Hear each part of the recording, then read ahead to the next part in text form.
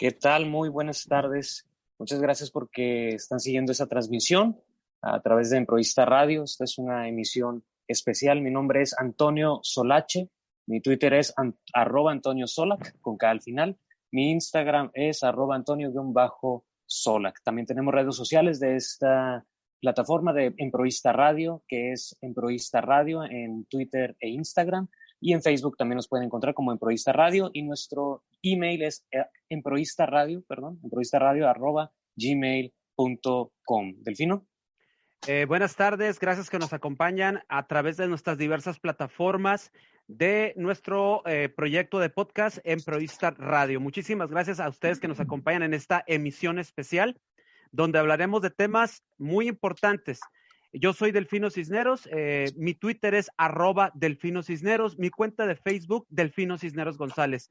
Estaremos aquí tocando temas muy importantes que atañen en estos momentos a nuestra sociedad, en específico en Baja California y también aquí en nuestro país. Y tenemos hoy, Antonio, invitados y no hay más que agregarle al respecto.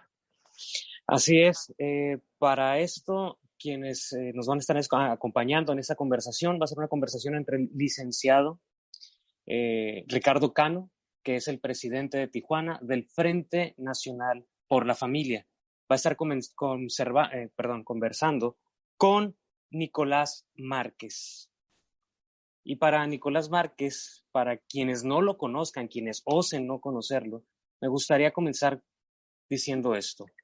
Pero hay más silogismo dentro del sofisma abortista. Tal es el caso del argumento democrático consistente en citar supuestas encuestas de opinión en las cuales la mayoría de la población aprobaría un eventual proyecto de ley que legalizara dicha práctica, independiente de la verosimilitud de esos guarismos y de supuestos consensos populares. Solo existen en las fuentes que disienten los abortistas. La verdad es que si esa misma encuesta se la pudiera hacer a los verdaderos legitimados e interesados para ser encuestados, es decir, los niños por nacer, ganaría el no por el 100% de los consultados. Esto está en la página número 222 del Libro Negro de la Nueva Izquierda, Ideología de Género y Subversión Cultural, escrito por Nicolás Márquez. Nicolás Márquez nace el 22 de abril de 1975 en Ramos Mejía, en la provincia de Buenos Aires, Argentina. Él es escritor y politólogo, egresado de abogado por la Facultad de Derecho de la Universidad Nacional de Mar del Plata en el año 2003, docente graduado de la Facultad de Ciencias de la Educación de la Universidad Privada de la Fraternidad de Agrupaciones Santo Tomás de Aquino de Mar del Plata en el 2012 y recibe el premio Hazte Oír en España en el año 2019. De familia atea, se convierte al catolicismo alrededor de los 20 años después de haber leído Cinque Vie, o que son las 5 vías, que son 5 argumentos racionales sobre la existencia de Dios, incluidos en la primera parte de los capítulos 2 y 3 de la Suma Teológica de Santo Tomás de Aquino. Nicolás Márquez, si no estoy mal informado, ha escrito 12 libros, o yo creo que ya vas por el 14 quizás, pero entre los más destacados está La otra parte de la verdad en el año 2004, La mentira oficial en el año 2006, El canalla, la verdadera historia del Che en el año 2009, El impostor, Evo Morales, de la Pachamama al narcoestado en el año 2012, El libro negro de la Nueva Izquierda en el año 2016 y La máquina de matar, biografía definitiva del Che Guevara. Pues sin más por el momento, es una conversación muy interesante sobre algunos sucesos que han ocurrido en Baja California en las últimas semanas y que aún no terminan ahí. Estamos hablando de del reciente rechazo de la ley sobre el matrimonio igualitario, que llegó al Pleno y que por 15 votos a favor, 7 abstenciones y 3 votos en contra, se logró rechazar. Sin embargo, pues la lucha no termina. Es una lucha no en contra de una comunidad, sino a favor de la familia. Y para eso, pues nos gustaría dejar los micrófonos en las manos del licenciado Ricardo Cano. Licenciado. Gracias, muchas gracias, Antonio, muchas gracias, Delfino, y muchas gracias, Cortés. Pues vamos a dar inicio a esta charla. Primeramente te quiero agradecer, Nicolás, este tiempo y efectivamente queríamos tratar este tema contigo porque Baja California está viviendo pues una situación totalmente adversa para la familia. Quiero comentarte que nosotros tenemos una constitución local. En el artículo 7º constitucional, en el segundo párrafo, nos dice que el derecho al matrimonio es entre hombre y mujer para la perpetuidad para preservar la especie humana. Sin embargo, este derecho se quiere quitar por una iniciativa que entró por la diputada Miriam Cano, de extracción morenista del partido Morena, que es el partido que gobierna nuestro país. Y bueno, es interesante poder consultarte, te agradecemos, sé que ya es de noche, te agradecemos la disponibilidad que hayas tenido con nosotros.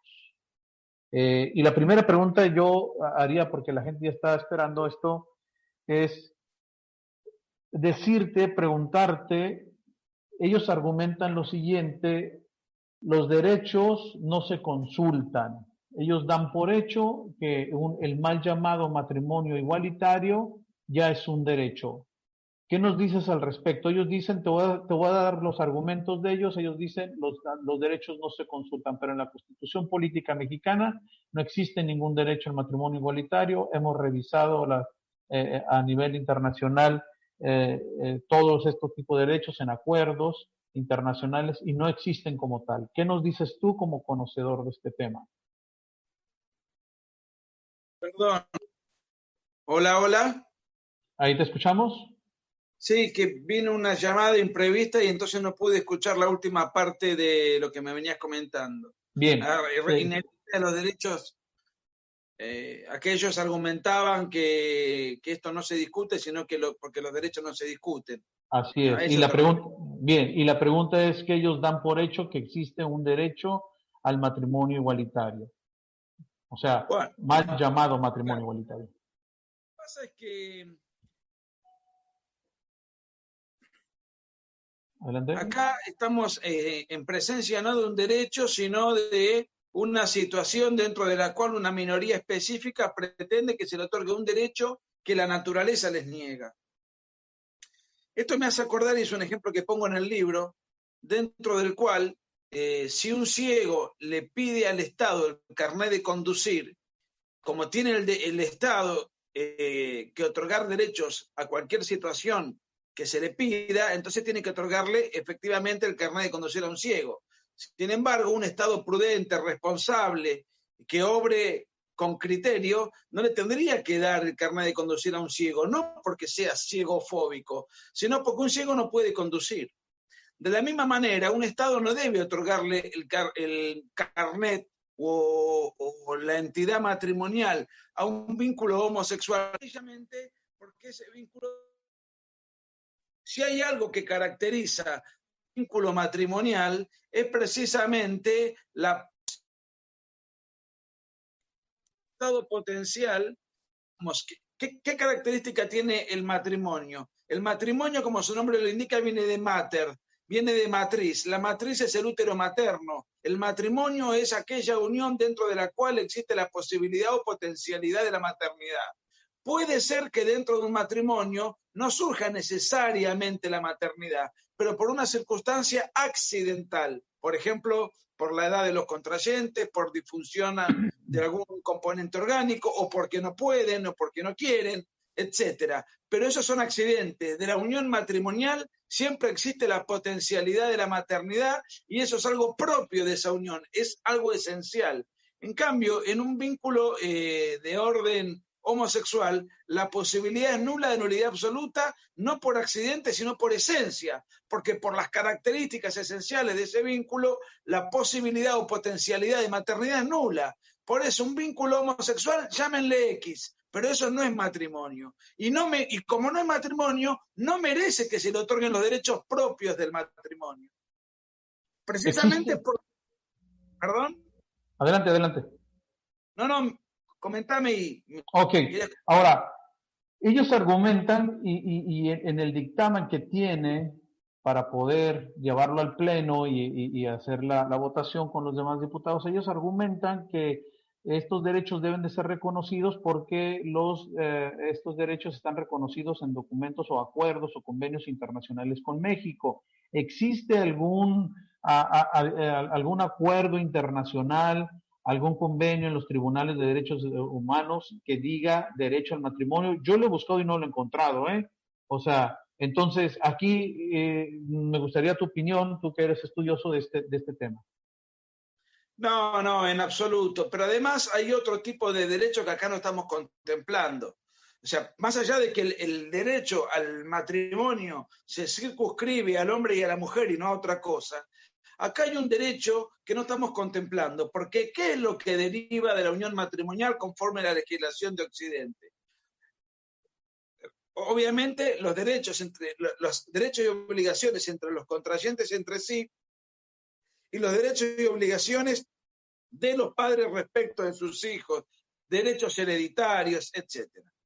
Como los homosexuales no pueden tener hijos, dadas las características antinaturales del vínculo, si tienen los derechos propios del matrimonio, aunque no sean un matrimonio, van a poder adoptar. Y si pueden adoptar, acá estamos en presencia de otro problema y de otra situación en donde se está alterando los derechos del niño. Porque un niño que está en posibilidad de ser adoptado, porque es huérfano, por las características que fuese, está en una situación de vulnerabilidad, o es decir, que está en una situación de disponibilidad para la adopción, ¿qué es lo que hay que otorgarle al niño? Al niño hay que devolverle en la medida de lo posible aquello que el niño ha perdido. ¿Y qué es lo que el niño ha perdido? El niño ha perdido a mamá y a papá. Por consiguiente, hay que restituirle la situación más parecida posible a la cual él perdió. Y además esto no es un asunto meramente caprichoso o retórico. Vamos a poner un ejemplo. Los niños criados en parejas heterosexuales, el 1,6% de ellos tiene tendencia homosexual, que es el 1,6% promedio en Estados Unidos y en toda Hispanoamérica. En el mundo, digamos, por lo menos en todo Occidente es así.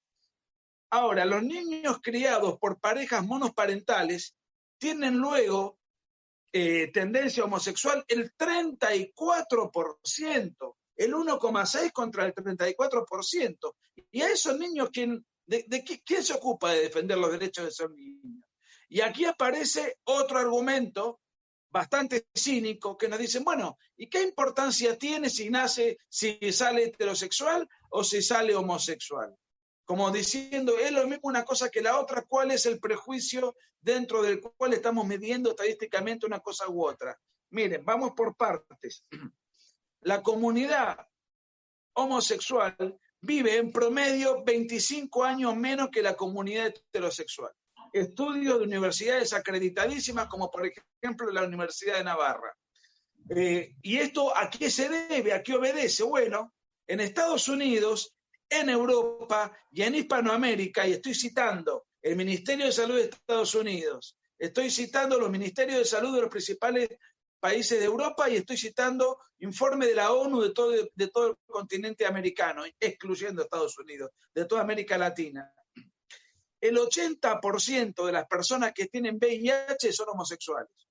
Un 5% son prostitutas, creo que un 5%, 6% son drogadictos, otro porcentaje son hemofílicos y no se registran datos estadísticos de personas heterosexuales.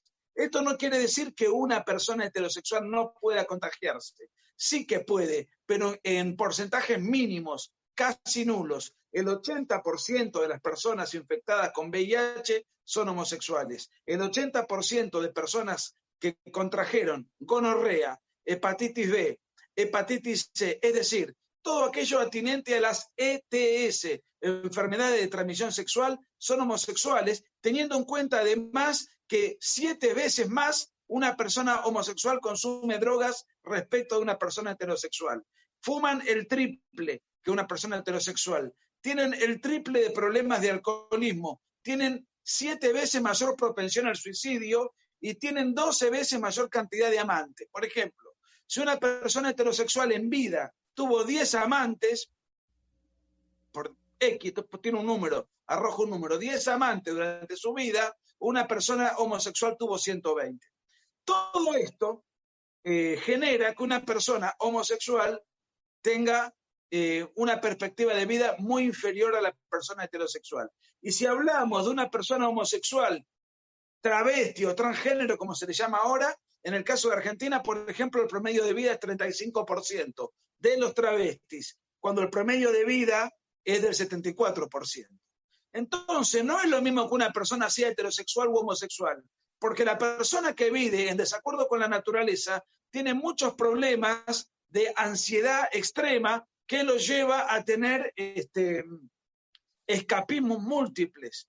Y esos escapismos y esa tremenda ansiedad que a veces es descargada a través de una profusa actividad genital, a través de las drogas, a través del alcohol, y esa angustia permanente que los lleva a tener propensión al suicidio o conductas autodestructivas, ponen de manifiesto que una persona que vive en desacuerdo con la naturaleza vive mal.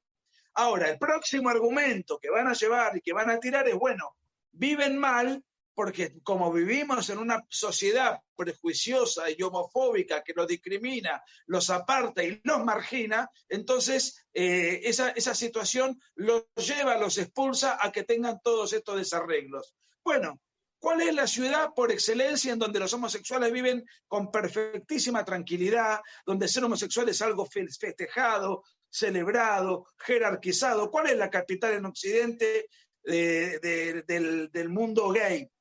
Es la ciudad de San Francisco. Oh, sorpresa, es la ciudad de Occidente con la mayor cantidad de índice de suicidio. Sin embargo, ahí no padecen discriminación, no padecen homofobia, no padecen ningún tipo de destrato. Al contrario, ellos son el establishment, ellos son el orden establecido. ¿Y por qué ocurre esto? Es la ciudad donde más se suicidan. ¿Y por qué es la ciudad donde hay mayor cantidad de suicidios? ¿Por qué es la ciudad donde hay mayor cantidad de homosexuales? Bien. Ahora, una pregunta. Aquí la cuestión es también que manejan un argumento de decir, vamos a legislar por las minorías, cuando la mayoría en un estado, sabemos que se compone un estado de territorio, población y gobierno, y la población la componemos, una gran mayoría. Entonces, este argumento falaz de decir, vamos a legislar por las minorías. Entonces, ¿eso quiere decir cállense las mayorías? Porque vamos a legislar con las minorías. ¿Cómo lo ves tú desde el punto de vista jurídico o legislativo? Yo lo veo del siguiente modo. Hay un artículo en todo Occidente que dice que todos somos iguales ante la ley. Esa es la regla general. Todos somos iguales ante la ley, pero existen situaciones de excepción por múltiples circunstancias. Hoy puse un ejemplo muy claro. El ciego que le pide al Estado el carnet de conducir, el Estado no le debe dar el carnet de conducir porque esa persona no puede conducir. Sin embargo, es parte constitutiva de la vida en comunidad y tiene derecho a gozar del resto de los derechos, pero ese puntualmente por las características físicas, orgánicas, en donde no puede tener acceso a una visibilidad normal, una visibilidad que le permita manejar, bueno, es privado de esa situación, pero no por un capricho, no por un arbitrio, sino por las características físicas de esa persona. Del mismo modo, el matrimonio es entre hombre y mujer por definición y por esencia. Entonces, entre dos personas del mismo sexo no puede haber matrimonio. Ahora bien, una persona homosexual se puede casar con una mujer y puede armar una familia. O sea, tiene el mismo derecho que cualquier mexicano. Ahora, es muy difícil que esto ocurra porque una persona homosexual no va a querer casarse con una mujer, sino que va a pretender tener vínculo erótico con una persona del mismo sexo. Pero, a ver, vamos a poner un ejemplo. En Argentina, para acceder a un cargo público, por ejemplo, hay que tener idoneidad y hay que gozar de un determinado currículum, una determinada formación intelectual. Bueno, si alguien no tiene esa preparación, no puede ingresar a un cargo público. Tiene sí derecho a prepararse, a formarse, a tratar de obtener un título para después postularse a un cargo público. Y eso no es discriminativo. Todos estamos en igualdad ante la ley, todos tenemos los mismos derechos, pero todos tenemos que ajustarnos a parámetros y a reglamentaciones objetivas para poder alcanzar esos derechos. Pero las minorías que ellos alegan, decir, ¿cómo las minorías están sobre las mayorías en una sociedad? O sea, este argumento falaz. Todos somos minorías. Yo soy rubio, en Argentina soy minoría. Hay gente que tiene exceso de peso y eso no, y entonces ¿qué?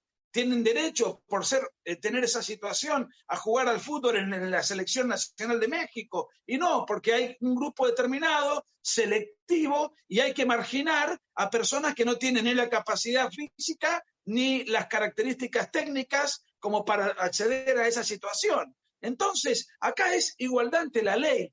Luego que haya minorías de lobistas, eso es otra historia. También existen minorías pedófilas, minorías que practican lo que se conoce como el poliamor, y lo que hay, en el caso de la pedofilia no, lo que hay que hacer con la homosexualidad, con los travestis, con el poliamor, etcétera, es otorgarle el derecho a la intimidad, que es lo que tiene todo el mundo. Todo el mundo tiene derecho a la intimidad y a ejercer su sexualidad en tanto y en cuanto sea voluntaria entre las partes, sean mayor de edad y no dañen derechos de terceros. Ese es el techo de un vínculo de estas características. El matrimonio no es otra cosa más que la unión entre hombre y mujer, y por eso se llama matrimonio. Y como tiene la potencialidad o posibilidad de surgir del matrimonio la prole, el Estado se encarga de resguardar y cubrir ese vínculo con todo lo que tiene que ver con el derecho civil, que lo dije hoy, las obligaciones entre las partes, los derechos hereditarios, los derechos y obligaciones para con los hijos. De una unión homosexual es una unión civil. Un homosexual, por ejemplo, ¿para qué quiere casarse? Esta es la pregunta en cuestión. Por ejemplo, no, me quiero casar porque me voy a vivir con fulanito. Y anda a vivir. ¿Qué legislación te lo impide? No, bueno, pero queremos comprar una casa entre los dos. Compren una casa entre los dos, pónganla a nombre de los dos. ¿Cuál es el problema? Bueno, no, pero nosotros queremos heredar. Que cada uno haga un testamento a favor del otro y se termina el problema. Es decir, un homosexual tiene plenos derechos y puede construir una vida, entre comillas, de familia. Lo que pasa es que están buscando... ¿Perdón? Las falacias que entonces te argumentan como las minorías, los derechos de acceder al matrimonio, como si fuera una puerta que les hemos cerrado o como si se ha cerrado para ellos, como esta lingüística que utilizan precisamente de una manera muy falaz, quieren impulsar y meter dentro de las legislaciones y las leyes en los estados. Ahora, aquí hay en Baja California el segundo párrafo del artículo 7º, lo quieren quitar, es derogar, quitar. Te pregunto, Agustín, que por cierto mandamos un saludo a Agustín que se iba a conectar, son 9 horas de diferencia allá a Madrid, creo que por ahí tuvo unas condiciones para no poderse conectar.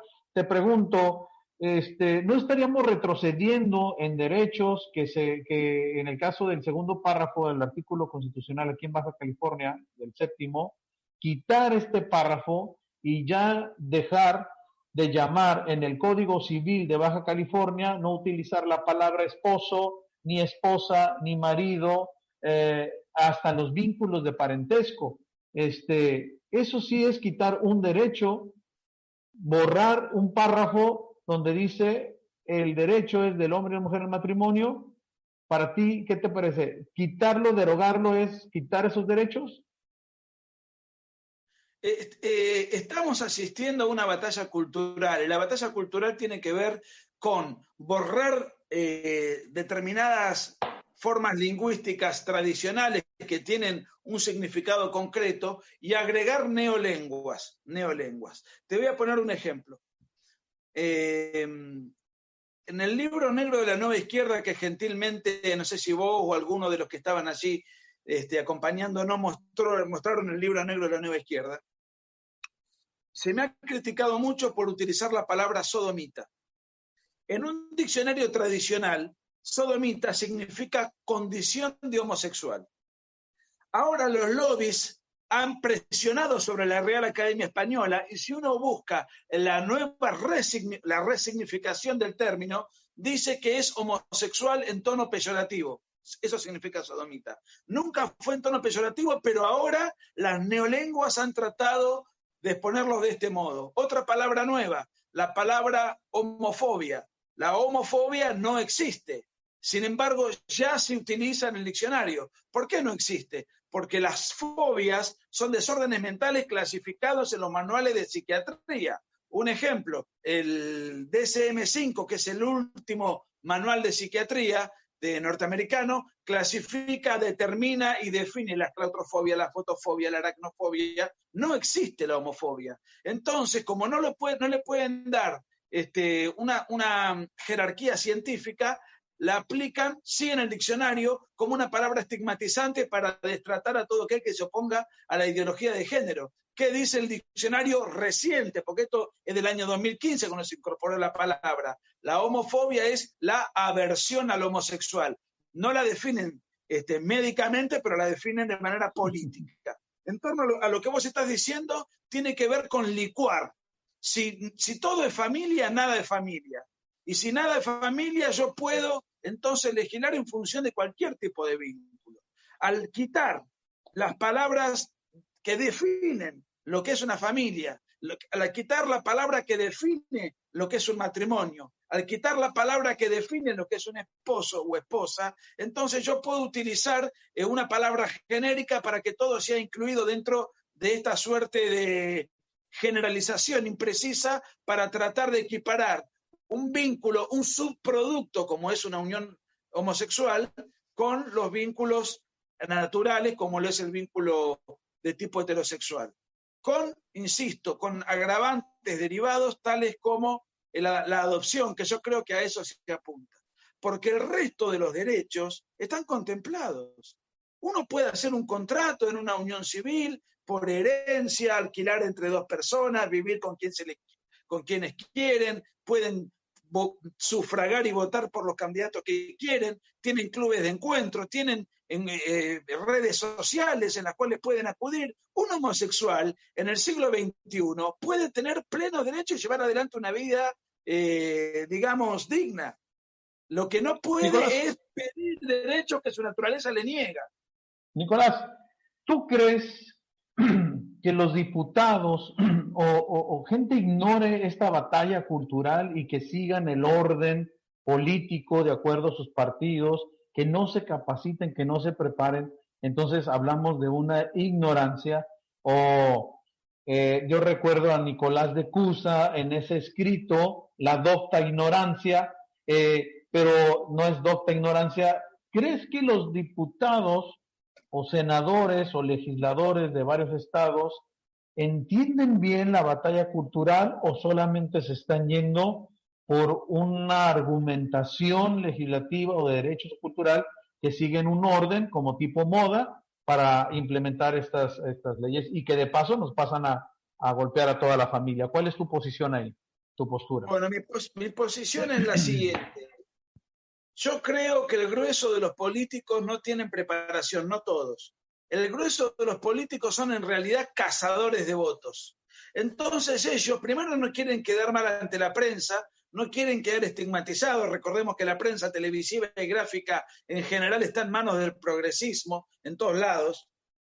No quieren quedar estigmatizados por la prensa y además las marchas del orgullo gay, las presiones, las banderas, las expresiones, la simbología, está mayoritariamente en manos de estos sectores lobistas. Entonces, como los sectores pro familia por ahí son mayoritarios, pero se muestran mucho menos, se convocan mucho menos, militan mucho menos, el político promedio cree erróneamente que va a conseguir mucho más votos y hace lugar a la demanda de los lobbies LGBT. Entonces, él no se pone a analizar si está bien, si está mal, él se pone a ver una suerte de encuesta mental. ¿Qué me conviene? ¿Cuáles son los sectores con los cuales yo me voy a pelear y con quiénes me voy a congraciar? ¿Con qué sector de la prensa me voy a pelear y cuál va a ser mi costo político por eso? Entonces hacen un cálculo mental y a los políticos les conviene recostarse sobre el progresismo, aunque nosotros seamos la mayoría. ¿Cómo puede ser que el 1,6% de la población le marque la agenda al 98,4% de la población restante? Porque ellos se preparan, porque buscan ideólogos, porque buscan financiación, porque tienen marketing, porque en las universidades les imponen textos de feministas, de divulgadores homosexualistas, ya se han ocupado. Y además tienen a la izquierda que los utiliza, los recluta y los apaña, protege e impulsa, porque todas estas expresiones de conflicto son funcionales a su causa consistente en destruir los valores y los cimientos de la civilización occidental, que es la que nos nutre a nosotros y que es la civilización por excelencia, porque no existe en el mundo una civilización que dé tanta libertad y tanta prosperidad como la civilización occidental. Fíjense lo siguiente, ellos se la pasan haciendo marchas y protestas en Occidente. ¿Por qué no las hacen en Oriente? Que es donde verdaderamente los homosexuales son reprimidos. ¿Por qué no las hacen en Irán? ¿Por qué no las hacen en Arabia? ¿Por qué no las hacen en Kenia? No, bueno, lo que pasa es que allá no las podemos hacer porque ahí nos cuelgan, de verdad, los cuelgan en una horca. ¿Y por qué las hacen en Occidente donde tenés todas las posibilidades? Lo mismo ocurre con el feminismo, que es otra pata de la ideología de género. Por ejemplo, una mujer en Occidente puede casarse, acostarse con quien quiera, puede vestirse como quiera, puede ejercer el lesbianismo si quiere, puede ser universitaria, puede ser catedrática, funcionaria, presidente, como nos ha pasado a nosotros en Argentina, empresaria. Entonces, si tiene todas esas posibilidades, entonces, ¿por qué hay feminismo ahora y no lo había hace 15 años? Porque la izquierda también se nutre de pensadores y de nuevos sectores que cumplen una función revolucionaria. Antes la izquierda iba a las fábricas a arengar obreros. Hoy el obrero no quiere cambiar el mundo, sino que quiere cambiar el automóvil. La izquierda se da cuenta que ya no puede contar con el obrero. Entonces, ¿qué hacemos? Bueno, reclutemos a estas minorías. Entonces tienen pensadores, reclutadores, propagandistas, marketineros, intelectuales, periodistas, comunicadores, todo eso que ellos han armado es lo que ve el político de turno. Ahora, el poder político de turno dice, yo del otro lado no tengo nada, no sé quiénes son, no tengo pensadores, no tengo intelectuales, no tengo periodistas y además no veo marchas numerosas, así que yo me voy a recostar por acá. Esto es lo que a mí me conviene. Podríamos decir que entonces en una marcha numerosa, que podría ser, aquí los invitamos el día de mañana, aquí en Baja California, en los 5 municipios y San Quintín, que es el próximo municipio, se harán estas marchas numerosas en unas caravanas que se tendrán. Podría decir que a los políticos no les interesaría o realmente les interesa más lo que hablen los medios de ellos que lo que la población salga a manifestarse. Si hay una marcha numerosa que sea pro vida, el político le va, o que sea pro familia, el político le va a prestar atención. Pero tiene que ser numerosa, y tiene que ser insistente, y tiene que ser amenazante. O sea, el político. ¿A qué hablas de amenazante? ¿A qué te refieres amenazante? Amenazante en el sentido político electoral. Te voy a poner un ejemplo. Cuando en Argentina se pretendió en el 2018 imponer el aborto y ahora lo quieren poner de vuelta, se lanzaron marchas amenazando al político. ¿Cuál era la amenaza? Con el aborto no te voto. Entonces el político dice, si yo voto el aborto me quedo sin el negocio, me quedo sin los votantes, me quedo sin el costado electoral, sin el mercado electoral, voy a pagar un fuerte costo político.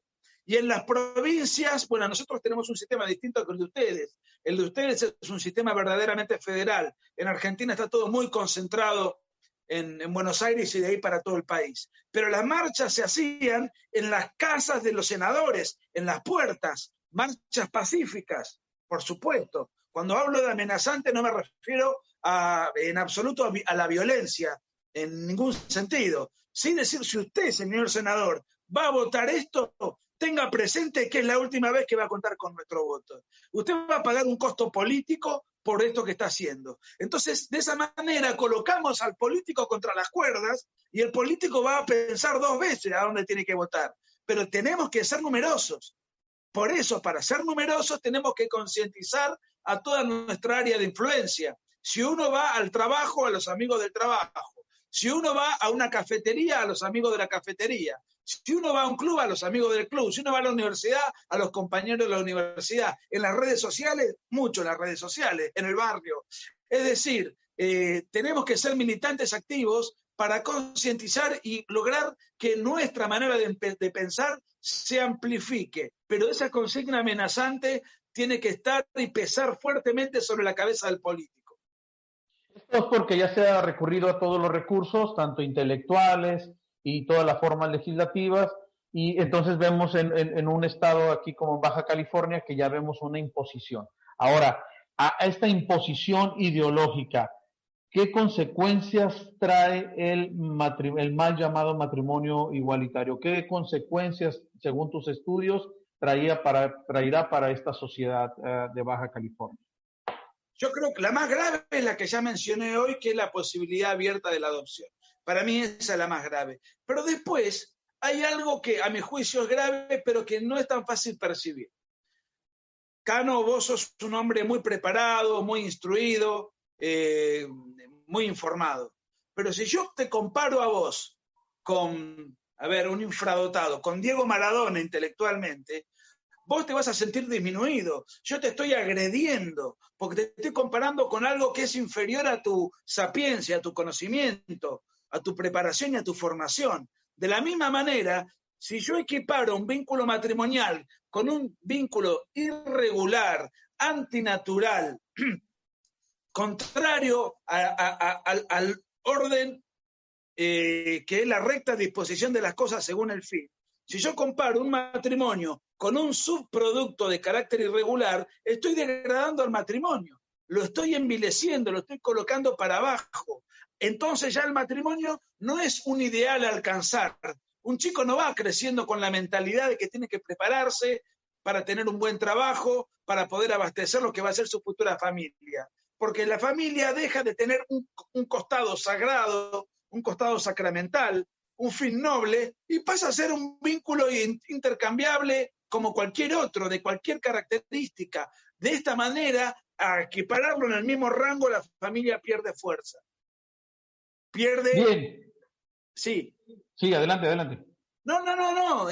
Bueno, entonces estas consecuencias efectivamente podríamos verlas desde el punto de vista que se desvalorizaría el matrimonio como tal, el matrimonio natural, pero hay otro argumento que también utilizan muchísimo ellos y es precisamente meterse con la fe religiosa, donde decir que los que tenemos fe como que no tenemos derecho a opinar porque pues simplemente tenemos fe. Entonces también eso es una discriminación. Yo soy un hombre de fe, pero también soy un ciudadano. ¿Por qué ellos quieren desvincular esa parte de los ciudadanos con fe a los ciudadanos sin fe para poder entrar a este debate político? Mirá, que yo no creo que sea una cuestión de fe. Yo no he dado ningún argumento dogmático. La Biblia dice claramente que la homosexualidad es abominación. Sin embargo, yo no di ningún argumento dogmático. Yo creo en la Santísima Trinidad, pero no le quiero imponer a un tercero que crea eso, porque en definitiva es mi fe. Ellos, sin embargo, con habilidad, tratan de decirnos que nosotros les pretendemos imponer a ellos nuestra manera de ver el mundo a la luz de la fe y a la luz de la sobrenaturalización. Y no es el caso. No es el caso. Proteger el matrimonio. A ver, la familia es una institución preexistente a la religión, a las religiones. Es preexistente al cristianismo, es preexistente al catolicismo, es preexistente a cualquier religión de Occidente. La familia es una institución de orden natural. Desde la época más primitiva del ser humano se cubría ese vínculo, ese núcleo. Es la institución arquetípica de la sociedad civil y se componía por padre, madre y la prole. No es una cuestión dogmática. Yo no estoy citando la parte bíblica cuando refiere a Sodoma y Gomorra. Yo tengo mis convicciones, trato de vivir conforme a ellas, a veces me sale y a veces no, porque tener una praxis conforme la fe de uno no es fácil. uno tiene que hacer un esfuerzo. Pero independientemente de eso, si tú te fijas, yo no di un solo argumento de fe. Lo mismo decían en Argentina con el tema del aborto, que nosotros, los que éramos católicos, les pretendíamos imponer a ellos nuestros dogmas. No es un dogma, la vida empieza desde la concepción, y eso no lo dice el Papa, lo dice la ciencia médica, la biología y la embriología. Entonces nosotros no vamos con argumentos de fe. Cuando yo digo, si un niño adoptado por una pareja heterosexual tiene 34% de posibilidad de tener tendencia homosexual, puede vivir un 25% menos, tiene estas chances de agarrarse SIDA, etcétera, etcétera, tiene estas chances de suicidarse, etcétera, etcétera. Son estadísticas de instituciones universitarias o de ministerios o fundaciones de primer nivel acreditadas. No es un tema de fe. Esta conducta es un desarreglo por esto, por esto y por esto. ¿Una persona tiene derecho a incurrir en esta conducta? Sí, pero el Estado no la debe institucionalizar. Mucho menos comparar con aquellos hábitos operativos buenos, como lo es la heterosexualidad con la consiguiente vida de familia. Muy bien, ahora ya casi para ir cerrando, este tipo de cosas que quieren equiparar lo que no es natural y que tú dices lo que el derecho les pudiera dar sobre matrimonio o las legislaciones que le pudieran, se los quita la naturaleza, este derecho mentado del matrimonio. Ahora argumentan que también ellos son familia.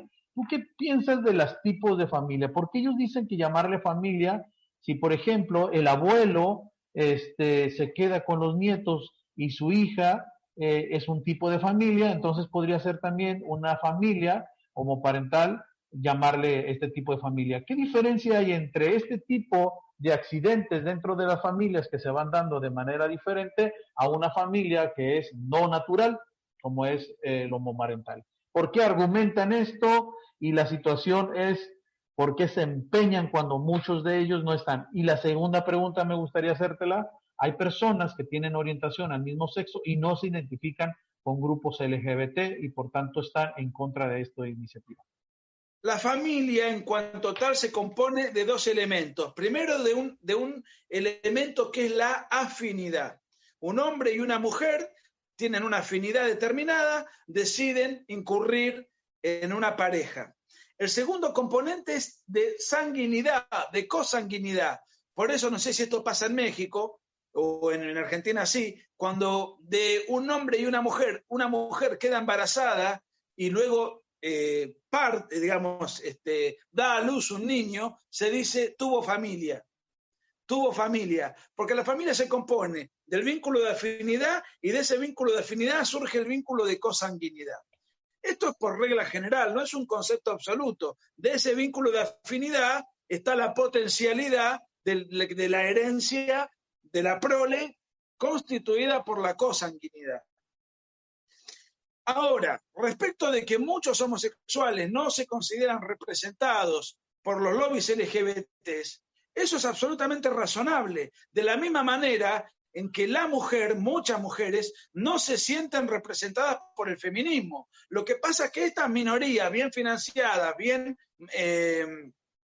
organizadas, muy bien exteriorizadas, porque tienen un discurso articulado, ¿qué van a decir? Nosotros representamos a toda esta comunidad, inclusive mienten, porque ellos dicen que son el 10% de la sociedad, aunque no tengan un solo dato,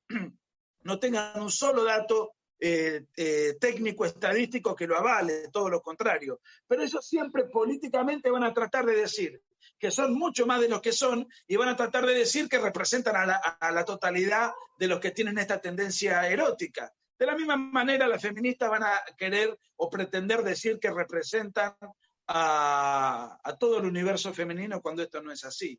Es una circunstancia política de tratar de agigantar ficcionariamente o artificialmente el núcleo al cual ellos dicen representar. Nicolás, la libertad de expresión, cuando se da este tipo de legislaciones sobre matrimonios o parejas del mismo sexo, sabemos que también está en riesgo la libertad de expresión, porque aquí en Baja California, por ahí estaba una iniciativa media guardada, que nosotros le llamamos la Ley Mordaza, en la que cuando nosotros damos este tipo de discursos, ya saben, nos llamarán discurso de odio y por tanto somos sujetos a una sanción económica y en esa iniciativa estaba planteada 3 años de cárcel. Ahora, ¿qué pasa con la libertad de expresión hacia los ciudadanos y la libertad de expresión hacia los ministros de culto en esta situación? Se ve menoscabada permanentemente. Acá en Argentina tenemos una policía, perdón que cite tanto a la Argentina, pero pues hay dos cuestiones, una que soy argentino y otra que lamentablemente, desafortunadamente, Argentina es la meca de todos estos desarreglos que estamos hablando. Por ejemplo, el matrimonio, mal llamado matrimonio homosexual, acá se implementó en el año 2010, o sea, hace 10 años. Las legislaciones feministas ocurre lo mismo, entonces hay censura, hay una policía del pensamiento, hay leyes que son pretexto de la discriminación, que son pretexto de atribuir crimen de odio, que son pretexto de contribuir en misoginia, si uno habla mal del feminismo, son pretexto de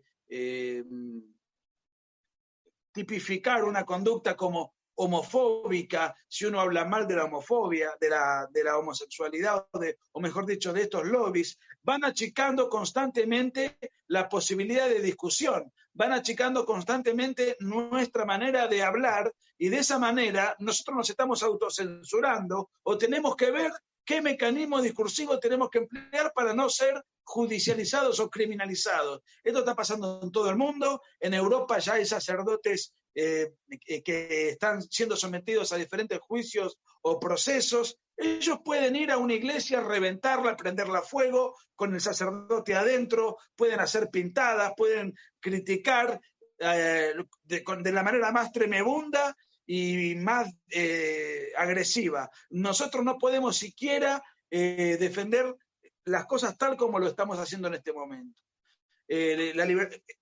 Esto se presenta como una ampliación de derechos, pero la realidad es que bajo este pretexto se están anulando otros derechos. Hay un pensador mexicano que ustedes conocen mucho mejor que yo, Octavio Paz. Él decía, la dictadura perfecta es aquella que no se nota que es una dictadura. La ideología de género es una dictadura perfecta, porque muy pocos advierten la cantidad de derechos que estamos perdiendo progresivamente, porque es una dictadura que no se nota que es una dictadura. Vos y yo tenemos que estar hablando esto en privado, en las redes sociales, de manera marginal. Si esta conversación se diera en un programa de alto impacto, al día siguiente tendríamos problemas probablemente judiciales, probablemente pagaríamos un costo. Si tú tienes un trabajo, a lo mejor perderías el trabajo, la cátedra universitaria te exonerarían de la cátedra universitaria. Todavía, por ahora, a lo mejor no vas preso, pero ya empezás a padecer un montón de consecuencias, porque esta es una ideología violenta. De hecho, no solamente es violenta en su naturaleza, sino que es violenta en la pretensión de acallar cualquier voz disidente. De hecho, los diputados que se abstuvieron en el pleno anterior para la votación de esta ley, de esta iniciativa, perdón, son extracción del partido Morena y tuvieron un extrañamiento del mismo partido a nivel federal de que pues podrían ser expulsados. Entonces ya estamos ahí, como tú dices, teniendo esta figura de coartar la libertad de estas personas, ¿no? Entonces, si tenemos este problema de la libertad de expresión, si las minorías que ellos dicen defender están sobre el 90 y tantos %, mi pregunta sería, ¿cómo te ha ido a ti con tu libro en Argentina? Porque pues hay un dicho que nadie es profeta en su propia tierra. Y tú has estado como junto con Agustín por toda parte, toda Estados Unidos, toda Latinoamérica y parte de Europa. ¿Cómo te ha ido a ti con este libro en Argentina? Bueno, muy bien. Hemos vendido miles y miles, hemos llenado teatros. Nos costó trabajo imponernos porque nosotros nos manejamos solamente con las redes sociales, pero evidentemente hay un sector muy importante de la población que quiere escuchar o leer algo alternativo. Pero nosotros contamos con una ventaja. Nosotros publicamos un libro. si a mí me meten preso, el libro despega en las ventas de una manera brutal. Entonces, si nos atacan, si nos denuncian, si nos hacen un escrache o una protesta, como nos la han hecho, eso sale en la televisión y lo único que hace es darle propaganda al libro. Entonces nosotros tenemos una herramienta. Si nos atacan, somos víctimas por haber escrito este libro. Entonces, logramos que a la población que a lo mejor no nos conoce o no nos prestó atención, ¿y por qué quieren prohibir a estos autores? ¿Qué es lo que han escrito? A ver, ese libro, ¿de qué se trata? Entonces, contamos con esa ventaja. Si nosotros fuésemos simples activistas, estaríamos en problemas. Al tener el libro, cualquier intento de censura lo único que hace es que el libro dispare. Entonces, la verdad que eso ha sido ventajoso para nosotros. Entonces muchos dicen, no nos metamos con ellos, porque si nos metemos con ellos le vamos a vender el libro.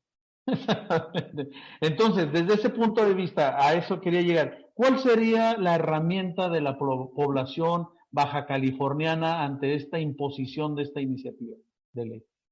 Como ciudadanos, ¿cuál tú nos pides? ¿Cuál nos dices? ¿Qué nos pides? ¿Qué nos dices? ¿Cuál es nuestra herramienta que tenemos que poner en marcha? La que comentábamos hoy, llenar las plazas y amenazar al político. Esa es la herramienta principal. Que el político vea que los sectores pro familia son miles y miles y miles y que sienta el temor a que no va a perder un mercado de votos enorme. Ahí está el quid de la cuestión. Pues te agradecemos, Nicolás, en esta hora que tuvimos muy agradable contigo. Me gustaría que finalizáramos en el caso de, ¿qué le dirías a estos políticos que están con estas iniciativas en Baja California?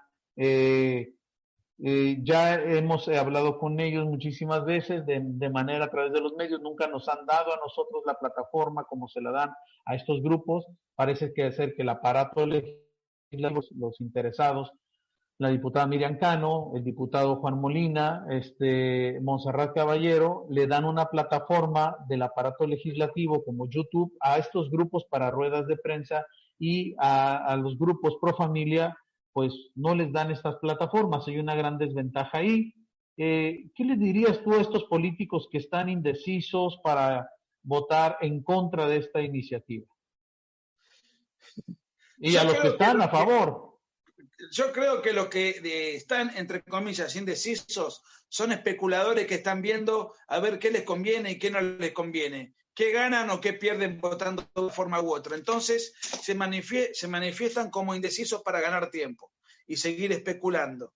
A los políticos que no los quieren atender por las redes sociales, yo les haría bullying.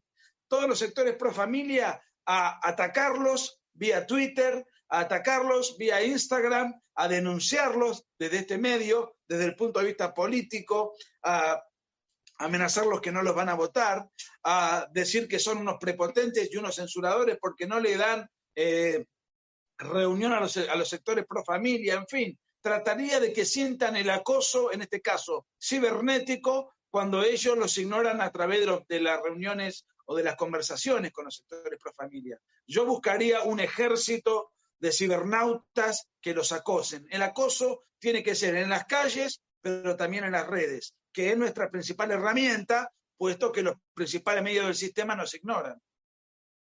Pues Nicolás, te agradecemos. Nosotros vamos a quedar todavía con este programa, haciendo un análisis de lo que hemos escuchado de tu parte.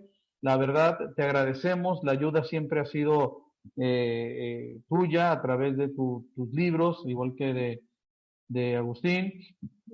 Ustedes saben que son muy bienvenidos aquí en Baja California, han estado con nosotros en varias conferencias, saben que son muy apreciados. Yo quiero agradecer a Noemí García a través de este medio, que también fue el enlace de comunicarnos contigo. Nicolás, sabemos Noemí, que allá... A Noemí y a su marido los quiero muchísimo, así que aprovecho también este espacio que gentilmente, esta conversación que hemos tenido, para mandarles todo mi cariño a ellos también. Gracias, Nicolás. Sabemos que allá ya son las 10:15 de la noche. Hay que descansar. Te dejamos descansar. Nosotros seguimos aquí al aire. Pues muchas gracias porque nos has pues animado. Buenas noches, Nicolás. Cariños para todos, saludos. Gracias, te dejamos descansar. Nosotros nos quedamos aquí todavía comentando esta noticia. Gracias. Pues como escucharon a Nicolás Márquez, pues la verdad nos ha dado las pautas para seguir en este trabajo, que pues va a ser incansable esta lucha, esta manera de trabajar. Pero bueno, vamos a comentar lo que nos ha dicho Nicolás. ¿Qué les parece? Fue algo, bueno, cada vez que se escucha hablar a Nicolás, yo creo que es como lo comentaba Delfino fuera del aire, ¿no? Cuando recién entró a la plataforma antes de comenzar el vivo, que es una de las personas más fuertes en cuanto a la voz que levanta y al ánimo, ¿no? Y sobre todo los conocimientos sobre estas causas. Pero yo te quería comentar algo, Ricardo, que es algo de lo que te comentaba también en el día de ayer por la noche, cuando recién nos conocimos en la conferencia en la que formamos parte, la conferencia que diste. Te comentaba sobre los jóvenes. Yo creo, Ricardo, que es verdad, tenemos que salir todos a marchar, pero creo que el principal público tiene que ser el juvenil. Pienso yo que es realmente en donde los políticos van a hacer caso, cuando los jóvenes sean los que realmente empujen esta causa. ¿Por qué? Porque al fin del cabo los políticos, si ven a puras personas mayores, si ven a puros adultos simplemente marchando, van a decir, bueno, pero ellos qué, ya son casi minoría. Entonces, con quien vamos, a quien nos importa, el voto que nos importa es el de los jóvenes. Y yo creo que ahí es en donde tiene que llegar este mensaje a los jóvenes, porque como veníamos platicando anoche, Ricardo, en los jóvenes ha permeado mucho esta ideología de género, ha permeado mucho este pensamiento, este switch en donde cada quien haga lo que quiera sin pensar en las consecuencias de lo que eso implica y sin pensar lo que hay detrás de raíz de toda esta situación. ¿Qué piensas acerca de esto, Ricardo? Es lo que yo te quería preguntar directamente a ti. ¿Qué piensas sobre la comunidad juvenil que se tiene que unir a estas marchas que se van a llevar a cabo el día de mañana en todo el estado, Mexicali, Tijuana, Rosarito, Tecate? Yo creo que es el principal público hacia donde se debe de llegar, ¿no piensas? Mira, vamos a tener, sí, presencia de jóvenes, a lo mejor igual no como quisiéramos, pero sí habrá presencia de jóvenes. Por lo menos aquí en Tijuana se ha armado un contingente de jóvenes muy importante.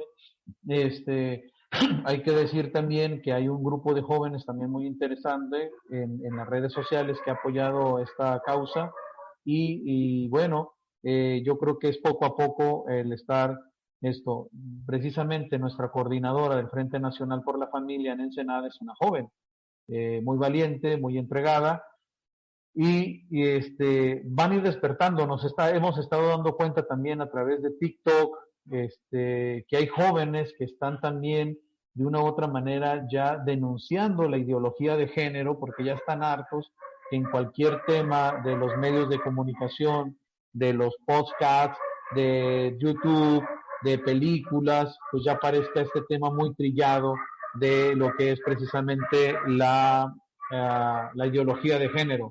Entonces, sí pensamos que nos faltan mucho más jóvenes, pero es importante que los que vayamos a hacer el trabajo lo estamos haciendo por nuestros hijos, por nuestros nietos. Eso es lo que estamos haciendo, ¿no? Entonces, sí es importante despertar los jóvenes. Yo podría poner el caso de mi hijo, por así decirles, el caso de mi hijo, que ha defendido el matrimonio con sus amigos, saben su posición, y que lo ha defendido. Es un joven de 19 años y también ha hecho como una especie de, en su tiempo, cuando estuvimos ahí batallando con Miriam Cano y Monserrat Caballero, se encargó de hacer unos tipos de raps y que los mandamos por audio. Entonces, hay jóvenes que sí están despertando. Desgraciadamente, la mayoría, pues no. Y como decía a Nicolás, en las redes sociales, YouTube, por ejemplo, pues hay muchos, ¿cómo se llaman? Influencers o youtubers que tienen miedo que el mismo YouTube, el canal, les bloquee sus canales a hablar de estos temas. Entonces sí vemos también una ¿cómo le podríamos decir? Un autoritarismo ideológico en este tipo de youtubers. Pero tienes toda la razón, Antonio. Yo creo que sí debemos de trabajar en el aspecto con los jóvenes y hacerlos despertar. Pero ¿sabes quién los va a hacer despertar? Los mismos jóvenes. Creo yo que los mismos jóvenes son los que van a hacer despertar a estos jóvenes. Porque hay cosas que los mismos jóvenes se dan cuenta de una manera que ya no cuadra, y que hay un despertar de una generación que ya no cuadra, y yo digo que los mismos jóvenes harán que los jóvenes despierten. Ahorita le quiero pasar los micrófonos a Delfino, pero nada más, ¿por qué te hago referencia de los jóvenes? Porque precisamente este canal, por la plataforma por la que estamos pasando, se llama Emproísta Radio, y Emproísta es un movimiento de jóvenes para jóvenes. Justo lo que acabas de comentar, Ricardo, es una evangelización de los jóvenes hacia los jóvenes. Entonces esperamos que esos jóvenes que están escuchando ahorita, estos emproístas y no emproístas, ¿no?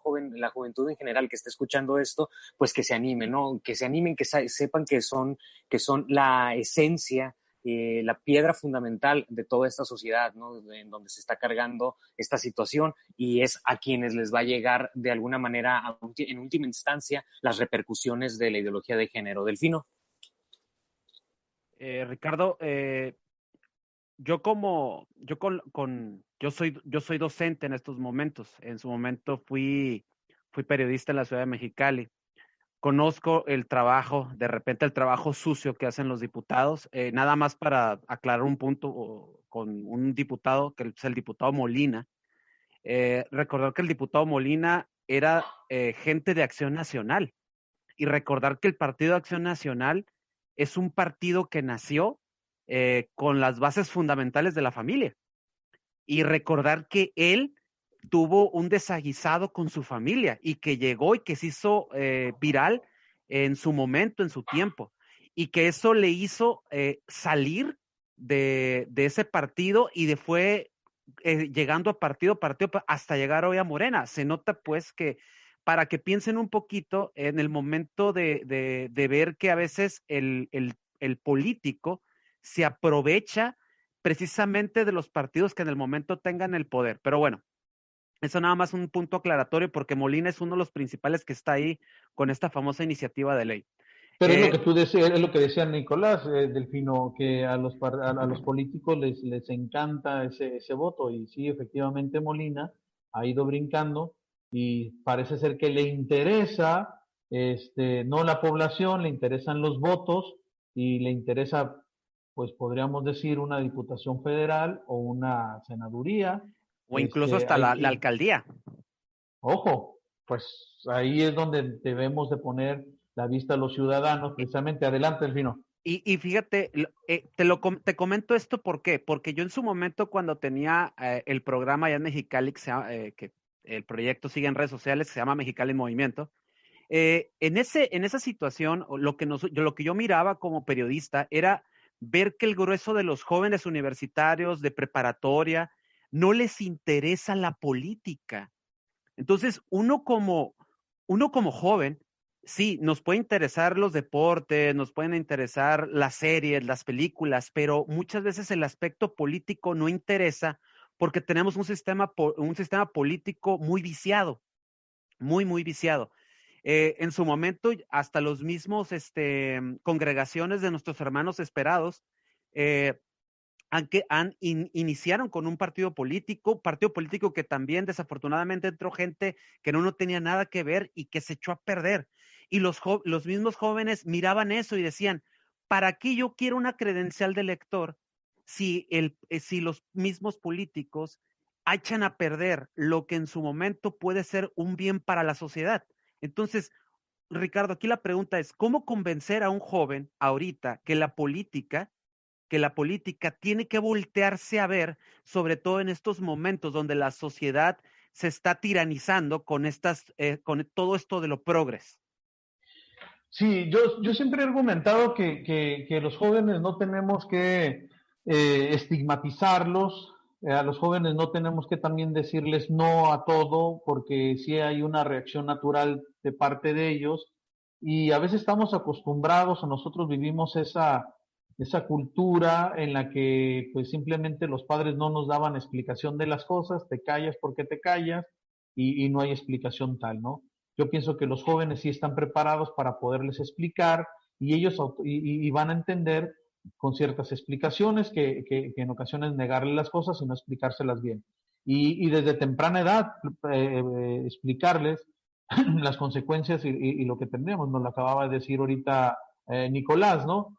Cuando nosotros empezamos a explicar, a dar razones, a que ellos vayan entendiendo un poquito las cosas, sin estigmatizar, sin realmente decirles unas palabras, tú te callas, esto es malo, porque yo digo, pues desde ahí empieza a haber el rechazo. Recuerden que los niños y los jóvenes no entienden a veces de palabras, sino que entienden de hechos, ¿ok? Entienden de hechos, entienden de las figuras. Yo recuerdo ver a mi papá de muy pequeño y decir yo quiero ser como mi papá, y ya de más grande pues uno como que le empieza a notar los defectos a los padres y eso no, o sea, es importante que nosotros como padres sí expliquemos a nuestros hijos, o sea, que primero nos preparemos nosotros y sí expliquemos a nuestros hijos. Yo comentaba en la conferencia del día de ayer con ustedes, tengo la oportunidad de comer con mis hijos y ver que la hora de la comida es sagrada para mi familia, entonces en esa hora poder platicar con ellos, comer bien y en la hora del postre sacamos un tema diferente y hablamos todos, ¿no? Yo tengo 3 hijos y hablamos de esos temas de manera no impositiva, de manera que vayamos razonando ambos y que yo los vaya conduciendo por ese sendero de la verdad, en cuanto a que ellos vayan reconociendo y que por ellos mismos vayan diciendo, voy descubriendo, utilizar esa dialéctica de Sócrates, ¿verdad? En la que pregunta y respuesta, y donde Sócrates deja que el interlocutor vaya descubriendo la misma verdad a donde yo lo quiero llevar. Entonces, esto es los tiempos que hoy vivimos, por eso muchos jóvenes pues reaccionan de una manera pues no positiva. ¿Por qué? Porque nosotros implementamos sin explicaciones o damos no explicaciones, pues hay que sentarnos con ellos, Delfino. Y para ir cerrando, Ricardo, algo que comentaba también Delfino y que bien, va muy relacionado a lo que tú estás comentando en este momento. De hecho, en las conferencias de Nicolás y de Agustín hay una frase que ellos dos utilizan mucho, ¿no? Que va referente a lo que decía ahorita Delfino. O sea, hay que interesarse por la política, porque si tú no te interesas por la política, los políticos sí se van a interesar en ti, ¿no? Al final de cabo, si tú no te interesas en la política te va a terminar comiendo a ti, ¿no? Porque de eso vivimos, ¿no? Vivimos en un ambiente político, siempre vivimos en un ambiente estatal, un ambiente civilizado. Jóvenes, por ustedes es por lo que se está haciendo todo esto. Literalmente es por ustedes, por quien se está haciendo todo esto. Pero para que sea más fuerte la voz, necesitamos esto que se está haciendo por ustedes, necesitamos de ustedes, ¿no? Necesitamos de los jóvenes para seguir enseñando a los jóvenes. Delfino. Nada más recalcar algo. Esto no tiene nada que ver con religión y no piensen que esto es algo que es algo religioso, es algo de fe. Es algo donde se nos están quitando derechos, entiéndalo, donde viene la censura, viene una ley donde nos puede hacer callar, donde sacerdotes se pueden ver perjudicados, donde el mismo gobierno nos puede coartar nuestra libertad de expresión, nuestra libertad, nuestros derechos se pueden caer. Entonces, en algún momento, hasta la misma comunidad que está a favor de esta iniciativa de ley, también van a ser pisoteados sus derechos. Estamos en la antesala de vivir una dictadura. Nosotros, como sea, estamos tratando de alertar este tipo de situaciones, pero nos ponemos a pensar en los jóvenes, en los adolescentes y en los niños, que son la gente que en su momento va a tener este mundo en sus manos. Entonces tenemos que luchar y ocupamos a jóvenes con todo el entusiasmo. Dijo el Papa Francisco, hay que hacer ruido y hay que hacer ruido de la mejor manera. Y la mejor manera es respetando primeramente que nada, porque recordar que ellos, esta gente que está apoyando esta iniciativa, es creación de Dios, y que también tienen derechos y que tenemos que respetar también eso, pero no estamos nosotros en contra de este tipo de situaciones que están coartando derechos y que está permeando para quitar la figura fundamental de la sociedad, que es la familia. Esa es la situación. No es una cruzada de fe, no, es una cruzada contra nuestros derechos. Yo tengo una hija y quiero que mi hija viva en un mundo en el cual yo viví, tuve derechos y tengo todavía derechos. Entonces no quiero que mi hija tenga una sociedad llena o falta de derechos. Entonces yo creo que por eso lo estamos haciendo. Ricardo, agradecer a todas las personas que se conectaron a YouTube. Fueron más de 100 gentes.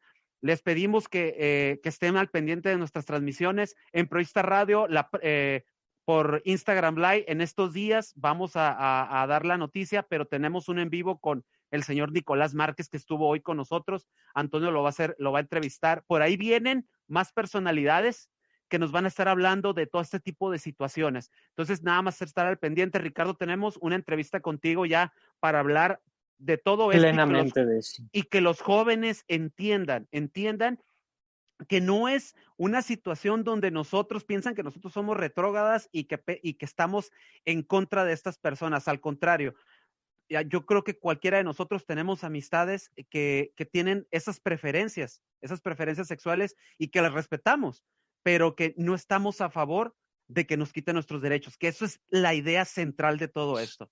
Entonces, sí. Ricardo, muchísimas gracias a todas las personas que nos vieron, a todas las personas que compartieron esto. Esto se va a quedar aquí grabado y lo vas a poder seguir viendo las veces que usted quiera. Compártanos y estamos a la orden, Ricardo. Cuando tú gustes y cuando tú mandes, ¿no? Antonio. Gracias.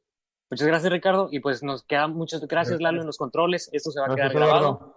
Ya nada más terminamos con lo que dijo el Papa Pablo VI, que lo tenemos en el manual, en la introducción del libro de la guía de encuentros de promoción juvenil.